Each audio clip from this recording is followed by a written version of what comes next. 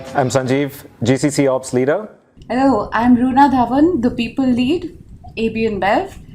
We welcome you all to the first episode of Season 2 of I Wish My Boss Told Me That. Yeah, and in this episode, I'm super happy to introduce you to Gabriel, the Global Leader of Operations. He's here visiting us for a couple of days. And it's also performance appraisal time, so I thought let me put him in the spotlight and win some brownie points as well. Welcome, Gabriel. Welcome, everybody. Thank you very much for having me here. Super happy to be with both of you, Sanjeev and Runa. And we're going to, of course, have fun and have a good conversation. So we have a great agenda planned for you, Gabriel. But before we get into the business side of things, let's learn who Gabriel is. Tell us about yourself outside of work. Wow, deep question. So, look, I'm from Rio de Janeiro, Brazil. I was raised in an academic family there. My parents, they are professor of physics. And I was raised very close to the beach. So I have this dichotomy between being someone that always liked to be outside, but always in a very serious academic family. And, it's international. I think most of my family as well had the experience to live abroad. But I think throughout the conversation, we're going to know each other a little bit better, I'm sure. But I think that's basically my background. Yeah, and Gabriel, you've also been with ABI for 20 years now. Wow, that's a lot. And the world's changed. ABI has also probably changed, right? So tell us something about how ABI was when you first joined and how you feel now. That's great. Great point. I mean, looking back, I'm 20 years in the organization, so I think you always did do this, I would say, therapy thinking, looking back. And I think the feeling is that I'm very fortunate. I think AB, when I joined Ambev at the time in Brazil, it was this new company after an acquisition of two breweries there in Brazil. And it was basically a Brazilian organization with a very good performance. So I was part of the beginning of that journey.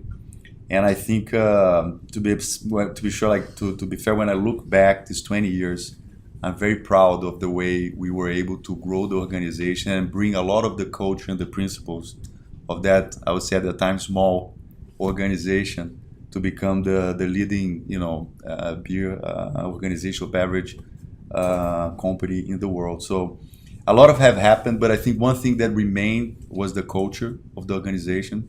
But of course, as we went international, that brought a lot of new cultures. I mean, India and other cultures around the world, and enriched this organization that I was part when it was still very small. So a lot of things have happened. I think the culture as something that is part of the DNA, but we were incorporating all the new, learnings from different markets, mature, developing markets, and I think we have been improving a lot the way we operate. So 20 years is a long time. It is. Where along the way did you start Jiu-Jitsu? Yeah, I'm very passionate about it. We all have passions. I mean, back in Brazil, I was very fortunate when my school, by coincidence, the school that I was 7 years old, and the school by chance had a judo gym, and the professor of that gym became one of the Brazilian coaches for the Olympics. So I had the chance to have a very high level judo training. So I practiced judo since I'm 5 until I was 20, and I used to compete as well. So I was very passionate about judo.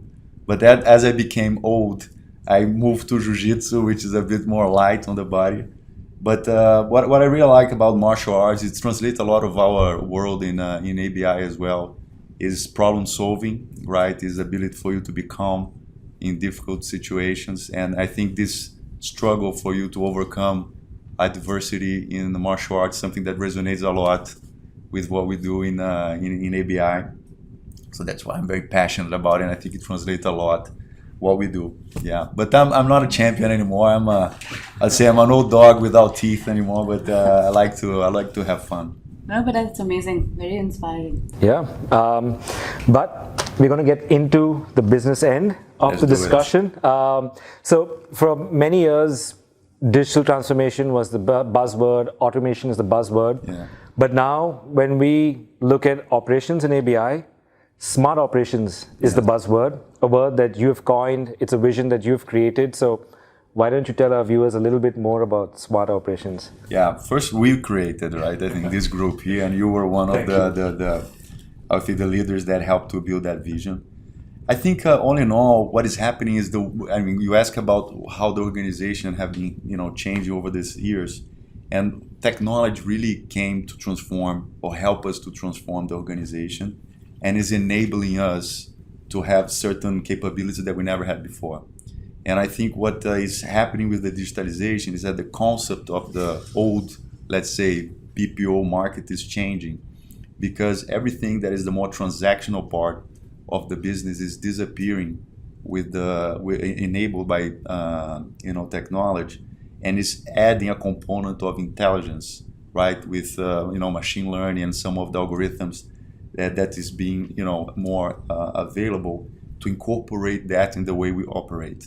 So this combination of digitalization and new intelligence, or more sophisticated intelligence in decision making, in operation, is opening a huge door for us and rethinking the reason of exist of a shared service center, right? So I think that's creating a lot of opportunities for us, and from a people point of view, is opening as well opportunities for people for the teams to develop, grow, and open new career opportunities, right? So it's a combination of digitalization and intelligence incorporated in operations. I think that's the vision of smart operations. Interesting. So do you think India is going to be the hub for smart operations? Absolutely. And I can say that I was one of the contributors for establishing this organization here in India. And back in 2013, we always had this vision to create a capability center. The first time we came here visiting India, we were really impressed with the talent pool, right? I mean, we probably have more engineers and data scientists in India being graduate or coming to the market in a year than we have the whole population of a few of the markets that we operate. And so the talent pool, it's something that is strikingly good here in India. And in terms of capabilities, that for sure is an interesting place. So for sure, India is part of the strategy of the organization in this front. Gabriel, I'm going to go back to that point you made on smart operations, where you spoke about digitalization as well as data-driven or algo-based decision-making. Yes. How do you see in operations us moving in that direction benefits our customers or end consumers? Yeah, I mean, being smart, I think everything starts with the pain point of our customers and consumers, right? We are here to, enable their, I would say, satisfaction, right? And by having smart operations, or by having these capabilities, algo and intelligence, that is helping us to better understand those pain points and helping us to address them in a more efficient way. So I think this for us is the concept, but we are always trying to address challenge that we have and improving our decision making.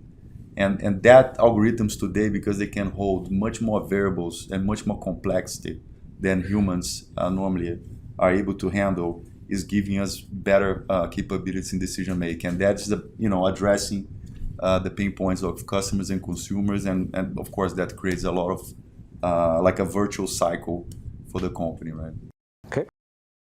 So we wanted to understand, in your view, how does this help us as a business to move towards profit center? You know, we usually known for being a cost center, but with smart operations, I'm sure that vision is changing. So help us understand that a little bit. That's a great question. I think coming to a little bit to the point I made before, when we leverage technology with intelligence, the part of productivity, which was, I would say, the main component in the old BPO model, right? That was to drive overhead savings and productivity. Now we are looking to the broader P&L of the organization, right? We basically operate logistics, finance, people. So there's a huge domain that we are operating that touches different parts of the P&L. So by bringing intelligence in how we operate, we are addressing other lines of the P&L, and therefore that's creating value that before we were not. And that is increasing the profitability of the company. So instead of just looking to the overhead line, we're looking to much more lines in the P&L, and that is multiplying, right? We did this math, right? We have around for every initiative that we have in productivity was a 1.5 times benefit, right? When you embed the intelligence on it, we are talking about 10 times value creation. So I prefer much more 10 times than 1.5. So we are not losing the opportunity for productivity because digitalization is going to address that, but we're also incorporating the analytics part to multiply those multiples, to increase the multiples in terms of value creation.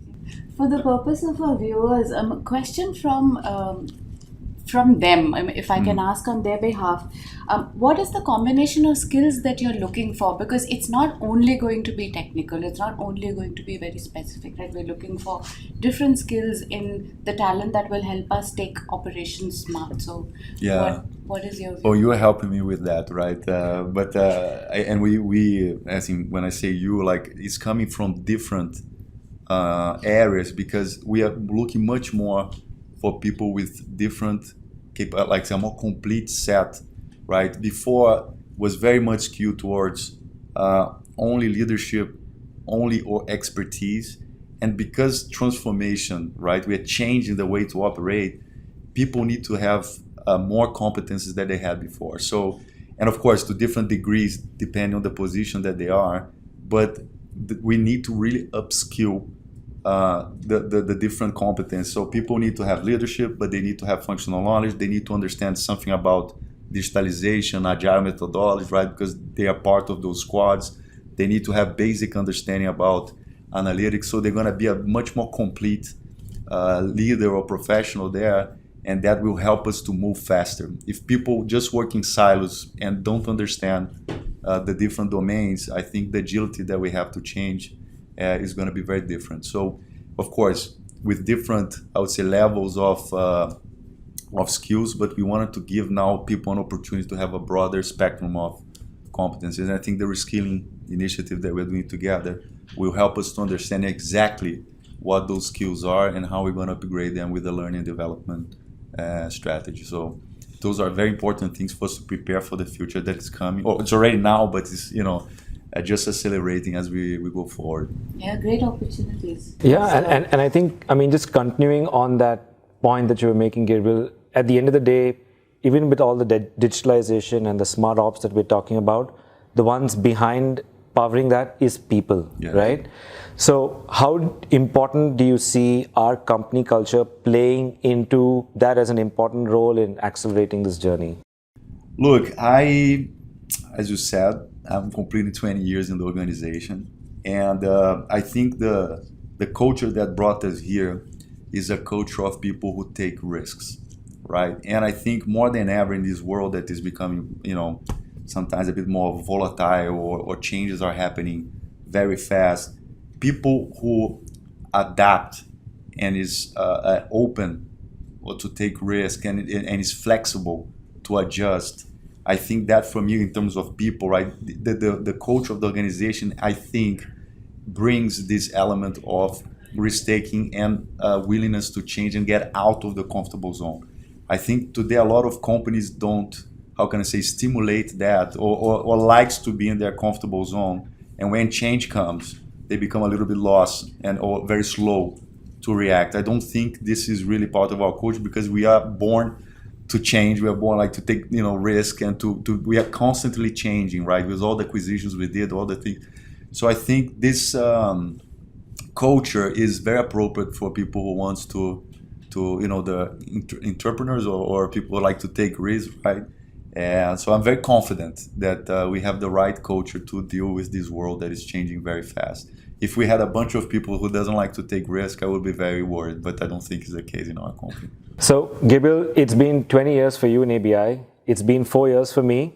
Prior to this, I did work in another company for about 15, 16 years. So, while I don't have so much of industry experience, what I can clearly sense is this massive difference in the culture in ABI compared to any other organization. And a lot of people who don't even work at ABI, this seems to be the buzz talk about ABI. And you being here 20 years, can you help us articulate what is so unique and amazing about the culture at ABI? Yeah, I think there's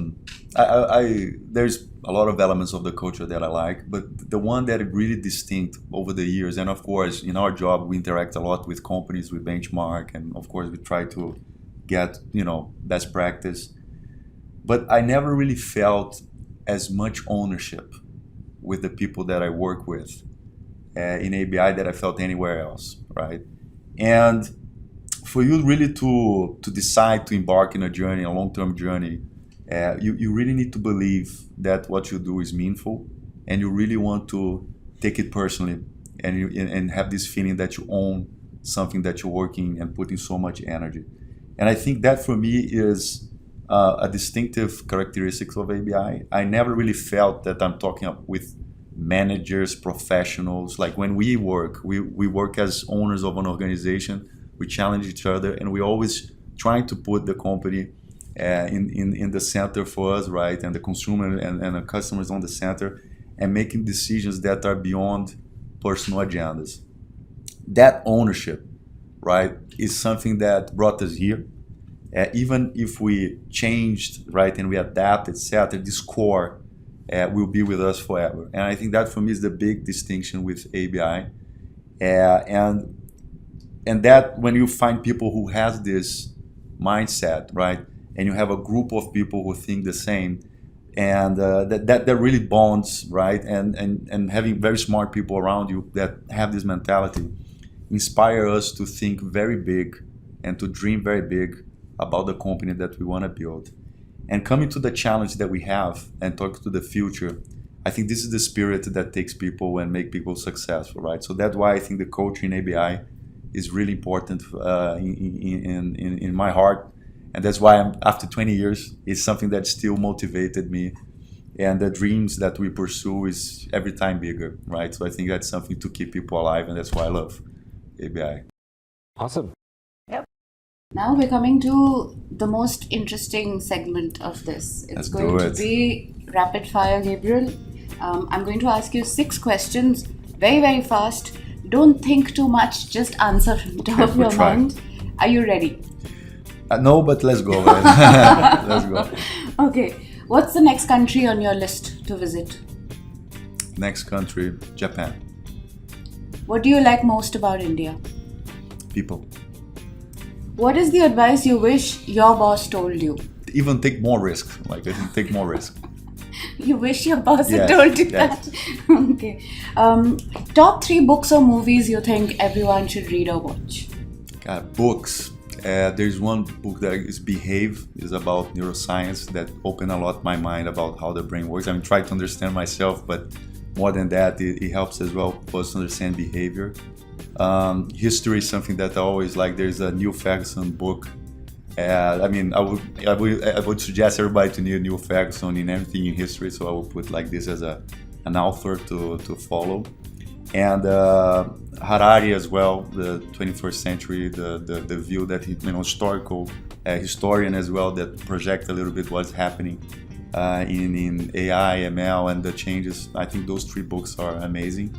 And like movie-wise, I really like Stanley Kubrick, the director, right? I think he's a great guy. Tarantino somehow is, I get inspired of. And Coppola is someone that I really admire as well.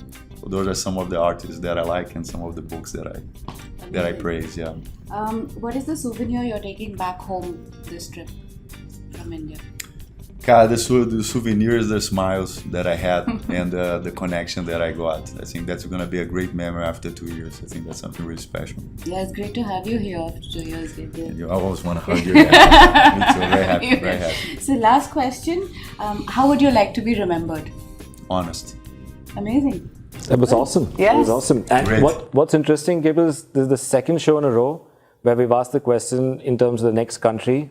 And the answer was Japan. Yeah. There must be something about Japan that we all need to check out. Yeah, I have to say my sister just moved to Japan, so I wanted to visit her there. But it's a country, I was in APAC, right, for 2 years, and I didn't have the chance to go to Japan, and I felt that I missed an opportunity. So now that she's there, I want to visit her in Japan.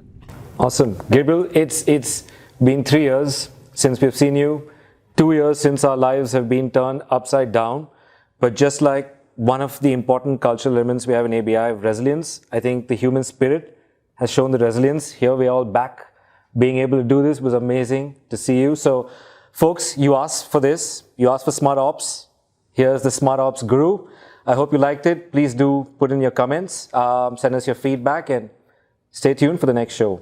Awesome. Thank you. Thank you. Thanks, Thank you, guys. Gabriel. Appreciate it.